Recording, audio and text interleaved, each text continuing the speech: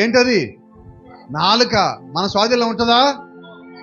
ఒట్టేప్పుడు మంచిగానే ఉంటుంది, కానీ చెప్పండి, కోపం వస్తే, ఆవేశం వస్తే, ఉద్యోగం వచ్చినా ఆగదు, ఉద్రేకం వచ్చినా నాలుక ఆగదు, ఏది వచ్చినా ఆగదు. అయితే నేనేమంటానంటే, నువ్వు ఎప్పుడు ప్రార్థనలో ఉంటే నిన్ను నీవు దేవుడికి అప్పగించేసుకో.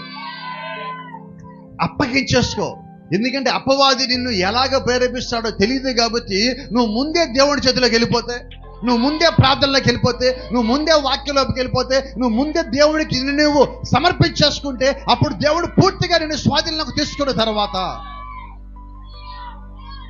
Praise the lord. ఎవరిది నూనె డబ్బు? ఎవరిది కదా ఇది? కొంచెం పెద్దగా ఉంది. ఎవరిది ఇది? మంచిది, కొంపెడికి అవసరం. ఇప్పుడు ఈ బాటిల్ నా చేతిలో ఉన్నది, అవునా? ఇప్పుడు ఈ బాటిల్ నా చేతిలో ఉన్నది. ఇది నేను ఇస్తే ఇంకోటి తీసుకుంటాడు. దీని మూత తెరవాలన్నా తెరవకూడదన్నా ఇప్పుడు ఇది నా స్వాధీనంలో ఉన్నది, అంతేనా? ఇప్పుడు ఈ బాటిల్ నువ్వే, నీ బాటిల్ నువ్వే. ఒకవేళ ఇది దేవుడి చేతిలో పెట్టబడినట్లయితే నీ నోరు ఎప్పుడు తెరవాలో ఎప్పుడు తెరవకూడదో అది ఆయన స్వాధీనంలో ఉంటుంది. అది నీకు మేలు, అది నీకు దీవెన, అది నీకు ఆశీర్వాదము, అది నీకు కృప, అది నీకు శక్తి, అది నీకు బలము. నీవు అనేక మందికి మాదిరికరంగా ఉండాల్సిన వ్యక్తివి. కాబట్టి నీ నోటిని, నీ చేతిని, నీ ఆలోచనని, నీ జీవితమును, నీ సాక్ష్యమును సమస్తము దేవుడి చేతిలో పెట్టివేసాయి. అప్పుడు దేవుడు నిన్ను వాడుకోగలడు. నువ్వు మాట్లాడే ప్రతి మాట ఎంత శక్తి కలిగినదో తెలుసా?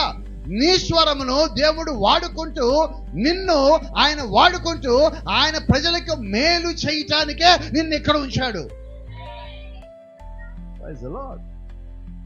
ఆయన మాట పలకని జాగ్రత్తగా వినండి. ఈ కొండను చూచి నీవు ఎత్తబడి సముద్రంలో పడవేయబడుదువుగాక అని చెప్పిన ఎడల, ఎక్కడి నుంచి చెప్పాలి? నోట్లో నుంచే. ఇప్పుడు మన శాపాలు మానేసి నువ్వు ప్రవచనం పలికే స్థితికి రావాలట. నీ స్థానం ఏంటి ఈరోజు? ప్రవచనం. నీ స్థానం ఏంటి? భాషలు. నీ స్థానం ఏంటి? ప్రకటించడం. నీ స్థానం ఏంటి? దర్శనములు. నీ స్థానం ఏంటి? కలలు కనటం. ఇవన్నీ దేవుడి పరిచయ నిమిత్తం ఉపయోగించుకుని